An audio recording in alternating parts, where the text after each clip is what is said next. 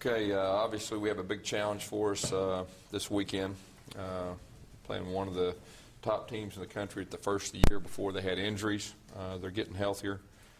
They've got 16 returning starters off a team that almost won the SEC championship last year. They got one of the better quarterbacks to ever play in the SEC. So it'll be a huge challenge for our guys, and we do realize, we're going to have to keep improving and get ready to play. Question?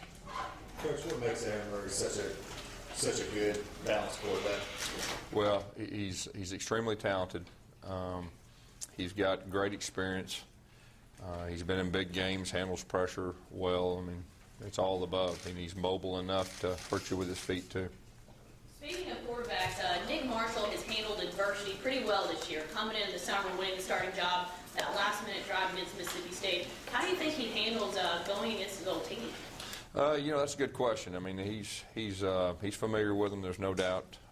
But if he holds true to, past experience this year, I mean, he doesn't get too high or too low. Not much really rattles him, and he stays pretty calm, no matter what the moment.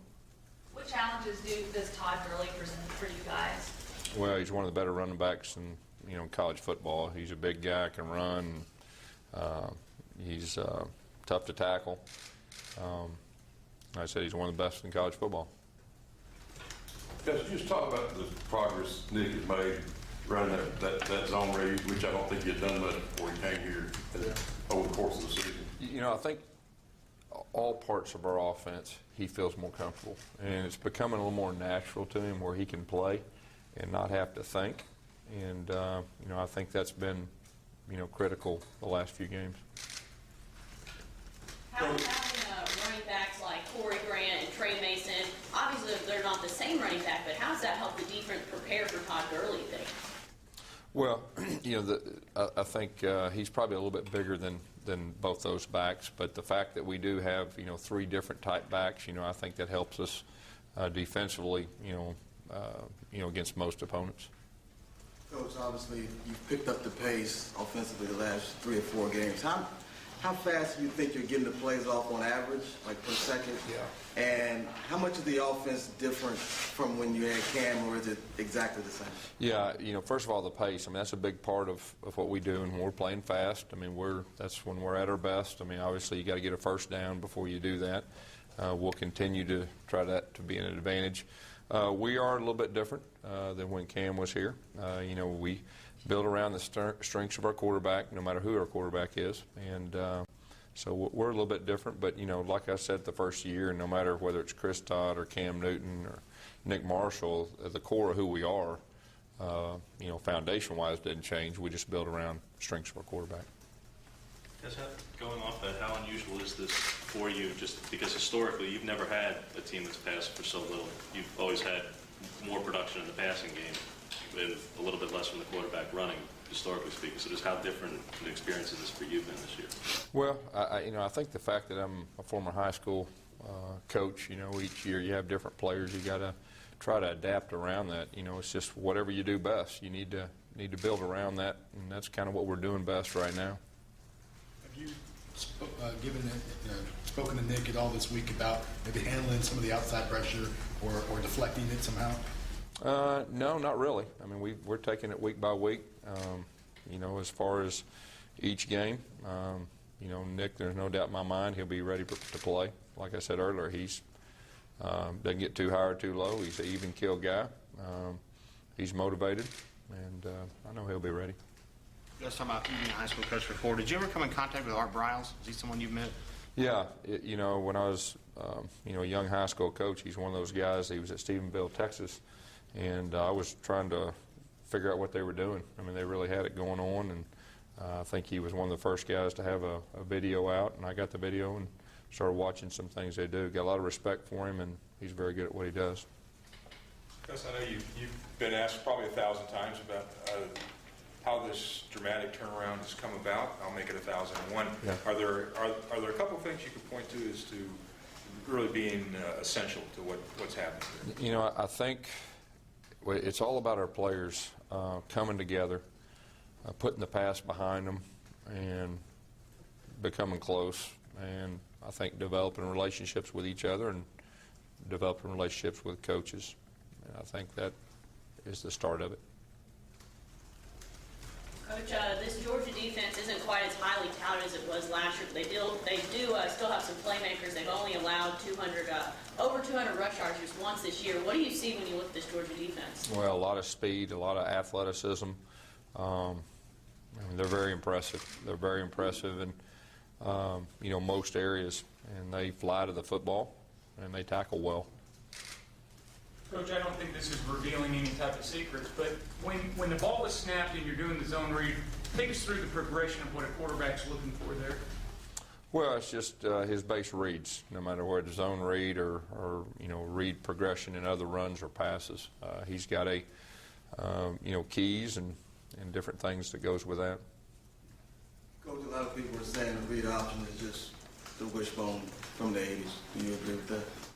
Well, I mean, anytime you've got, different facets of, whether it's power read or read zone, there is responsibilities that has to be done defensively. But the bottom line is like anything else. You've got to execute offensively no matter what you're doing, and we understand that. In the process of bringing Nick here, how much conversation did you have with Coach Rick and kind of the vetting process? How much was involved in that? Yeah, no, like I said, I started recruiting him at Arkansas State. We did our homework on Nick when we were there, then got a chance to get here, and then, of course, Rodney Garner was there with him, and we had all the information we needed, and we're very proud of Nick as a person and as a player. So you relied on Coach Gardner's kind of experience with Yeah, all the above. Yes, it is unusual, though, for a player to, after a situation like Nick had, to work his way back and have the success that he's had. The other two young men who went through that situation have not had that success. Can you just speak to Nick's character and the ability for him to make it back to this stage at this point? Yeah, well, like I said, I got to know Nick recruiting him when I was at Arkansas State as a person, and we did our homework, on him there. And then the fact that we got here with Coach Garner, knew him well, knew the family well. All the above had to do with that. But we're very proud of Nick on the field, off the field. He's got a lot of respect from his teammates as well as his coaches, and he's a good person. Yes, just talk about Jay Prosh, his kind of role in the offense and how he's kind of come along. Yeah, Jay is, I said this earlier in the year that, he's one of the better fullbacks we've had in our offense, and he's every bit of that, maybe the best. I mean, he does a lot of things that don't go on stats that make things go. He's extremely tough. He's very unselfish, he played very well on Saturday. Because how much of a help has it been having Rodney Garner, especially this week with the familiarity he has with both their offense and their defense? Mm-hmm. Yeah, and he is familiar, and with that, but at the same time, we're playing a very talented team, and on both sides of football. Coach, I know I talked about Nick this week, but there are a lot of guys from Georgia on your roster. I know no game is bigger than another game, but do you get the sense that there's a little more excitement this week? Sunday was just about like it had been the rest of the weeks. Our guys have been even keel, and they've just approached it like the next week. And, our guys know it's a big game, but at this point in the season, just like last week, they're all big games. But I think that's been one of the things that allowed these guys to be successful. They've just taken it one week at a time. The outside distractions have not bothered them, and but they know we got to play well each week at this point in the season. Do you bring up or emphasize what you guys still have to play for, whether it's a BCS ball or No, SEC championship? we've not said anything. No, we hadn't even went there. All we've talked about is we got our hands full with Georgia, playing at home, and that's the only thing on our mind. At the end of the season, we'll look back and we'll do all that stuff. That's Gus. What are the goals for the season now? Get better each practice and each game. It hadn't changed. And I know I sound like a broken record, but that's exactly what our coaches and players have said, and they bought into it.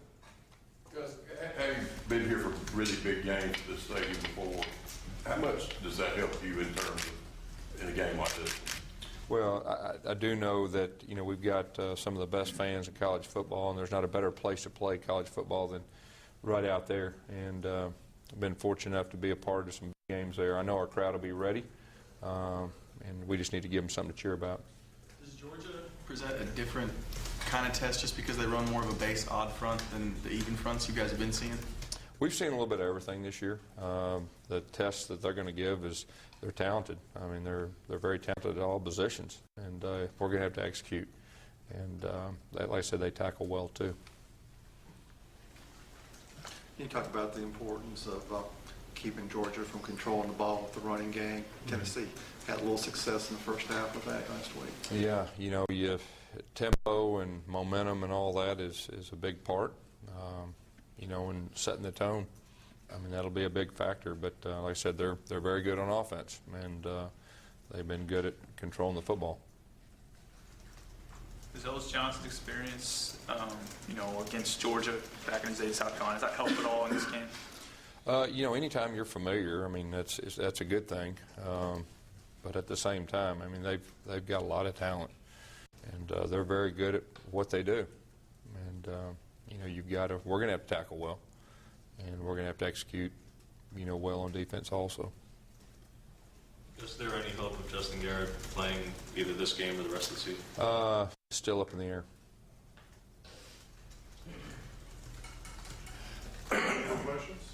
Gus, with the offense that you guys run, a lot of people say it's a spread just because of formations or whatever, and I know you've said it's a, you know, running game. When you have stats like you've had and only had to throw it 7-8 times a game, does that kind of make you smile a little bit, saying, you know, hey, we're doing what we want to do in our offense? You know, the main thing is whether you run it every time or whether you throw it every time, if you're playing good football and you're successful and you're winning, that's really the bottom line. So it kind of goes back to building around your strengths. Whatever your strengths are, that's what you play to, and if you're able to be successful, you keep doing it. I mean, football is not a complicated game. A lot of people make it complicated. But you do what you're good at. And right now we're good at running the football. With that being said, like I said last few weeks, throw it at times. We know that. And we'll keep working, and I think we can do it. Anything else? All right, Coach. Thank you.